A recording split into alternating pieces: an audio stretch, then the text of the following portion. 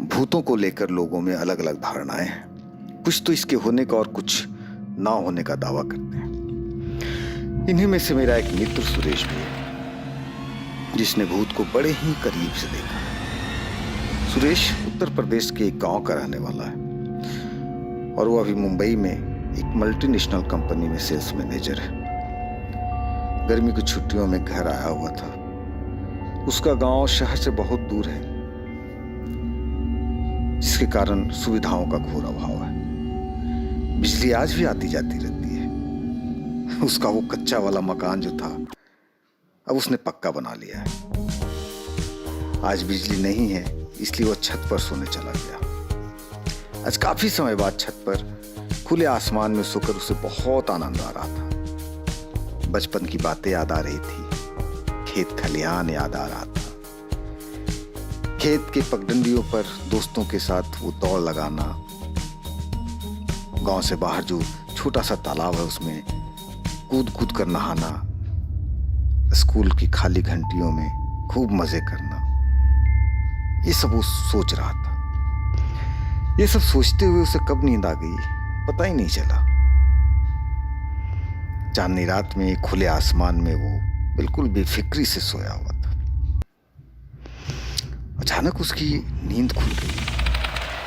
एक बड़ी ही डरावनी आवाज उसे कान में आई। वो आवाज थोड़ी दूर से आती हुई महसूस हो रही थी। वो झटके से उठकर बैठ गया, इधर उधर देखने लगा। अचानक उसकी नजर गांव के दक्षिण दिशा में खड़े विशाल पीपल के पेड़ की तरफ गई।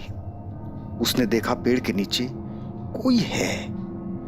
चांदनी की रोशनी में ये समझ में नहीं आ रहा था कि वो स्त्री है, पुरुष है या कुछ और है,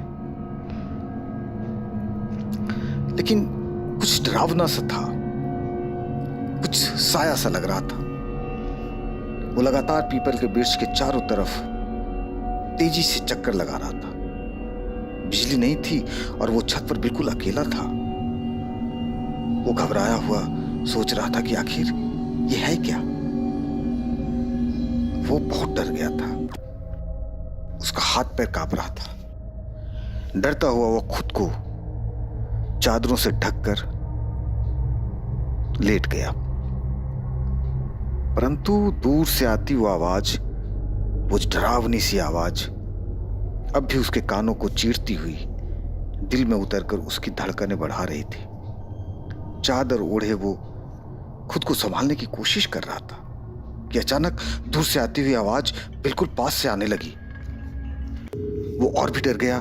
डरते हुए जैसे ही अपने सर से चादर उठाया, बिल्कुल सनसरा गया, मानो धड़कन रुक गई हो। रगों में दौड़ता हुआ खून मानो जम गया हो।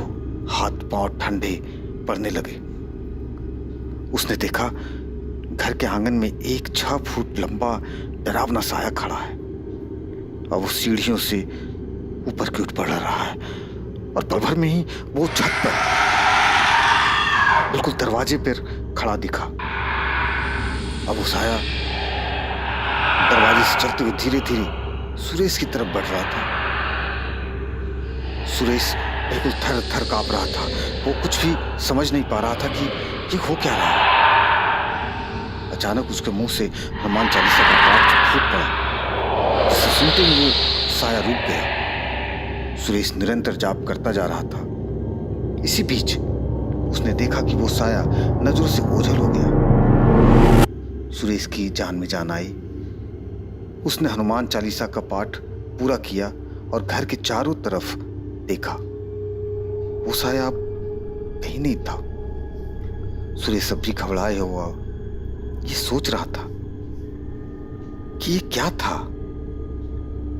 जिसका कोई चेहरा नहीं, कुछ समझ नहीं आ रहा था। वो आदमी था, औरत थी या कुछ और। किस इरादे से आया था वो? ये कोई प्रेत आत्मा था या कुछ और? इसी उलझन में, इसी सोच विचार में और फिर रात गुजर गई। तो दोस्तों, इस कहानी को लाइक करें और सच्ची घटना पर आधारित भूत प्रेत की कहानियों को सुनने के लिए हमारे चैनल को सब्सक्राइब करें। जल्द ही नई कहानी के साथ आपसे मिलते हैं। तब तक के लिए अलविदा।